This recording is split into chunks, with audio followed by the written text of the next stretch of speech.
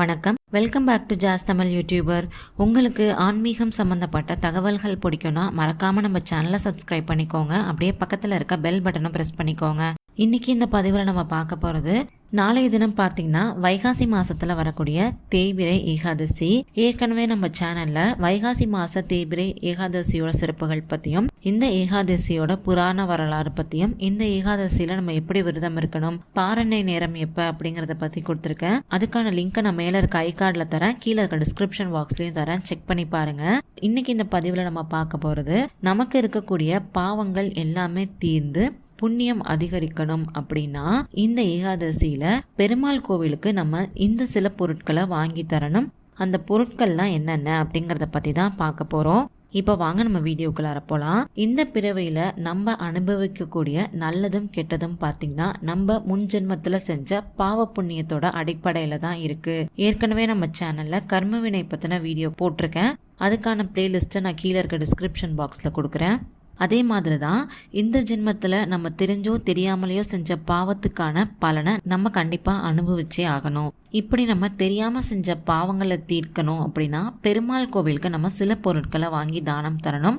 அந்த வகையில் நம்முடைய பாவங்கள் தீர கோவிலுக்கு வாங்கி தர வேண்டிய தானங்கள் பற்றி இப்போ நான் வரிசையாக சொல்கிறேன். இந்த தானங்கள்லாம் நம்ம தரத்துக்கு முன்னாடி முடிஞ்ச வரைக்கும் நம்ம மற்றவங்களை கஷ்டப்படுத்துறபடியோ மற்றவங்களை துன்புறுத்துறபடியோ நம்ம எதுவும் செய்யாம இருக்கணும். அதுதான் இதுல ரொம்ப ரொம்ப முக்கியம். நம்ம பெருமாள் கோவிலுக்கு வாங்கி கொடுக்க வேண்டிய பொருட்கள்ல முதல்ல இருக்கிறது எதுன்னு பாத்தீங்கன்னா, கோவில் ஆலயங்களுக்கு திருவிளக்குகளை நம்ம வாங்கி தரலாம். கோவில்ல வெளிச்சத்தை தரக்கூடிய இந்த விளக்கு நம்மளுடைய வாழ்க்கையில இருக்கக்கூடிய இருளையும் நீக்கி நம்மளுடைய வாழ்க்கையிலுமே அது வெளிச்சத்தை தரும். விளக்கு வாங்கி கொடுக்க முடியாதவங்க விளக்கேற்றக்கூடிய எண்ணெய், நெய் இதெல்லாம் கூட தாராளமா வாங்கி தரலாம். அடுத்ததா பெருமாளுக்கு மஞ்சள் நிறத்துல வஸ்திரம் வாங்கி தரலாம். அந்த வஸ்திரம் நீங்க வாங்குறப்போ நீங்க எந்த கோவிலுக்கு தரீங்களோ அந்த கோவில்ல இருக்கக்கூடிய பெருமாளுடைய அளவுக்கு ஏற்பதான் அந்த வஸ்திரத்தை நீங்க வாங்கி தரணும். இதை நம்ம வாங்கி தரது மூலியமா நம்மளுடைய வீட்டுல சுபிக்ஷமானது ஏற்படும். அடுத்தபடியா அரிசியை வாங்கி தரணும். அரிசி பாத்தீங்கன்னா பல பேருடைய பசியை போக்கக்கூடியது இல்லையா? அந்த அரிசியில செஞ்ச பிரசாதத்தை சாப்பிடுறவங்க மனசார நம்மள வாழ்த்துவாங்க.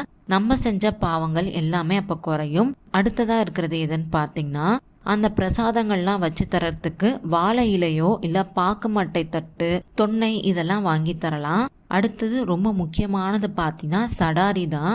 சடாரிய வாங்கி தரலாம். இது பாத்தீங்கன்னா பெருமாள் கோவில்ல நம்ம தலையில வச்சு ஆசிர்வாதம் செய்வாங்கல்ல, அதுதான் அது. இதை நம்ம வாங்கி தரது மூலியமா நமக்கு புண்ணியமானது அதிகரிக்கும்.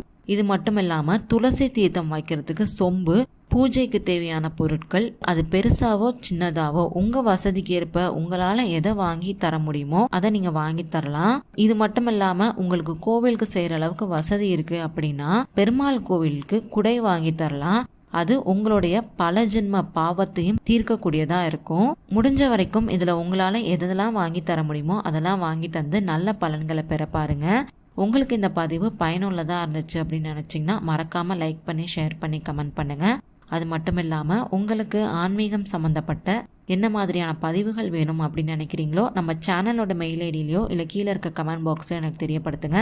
அந்த மாதிரி பதிவுகளை வரக்கூடிய நாட்கள்ல நான் தரேன். நன்றி, வணக்கம்.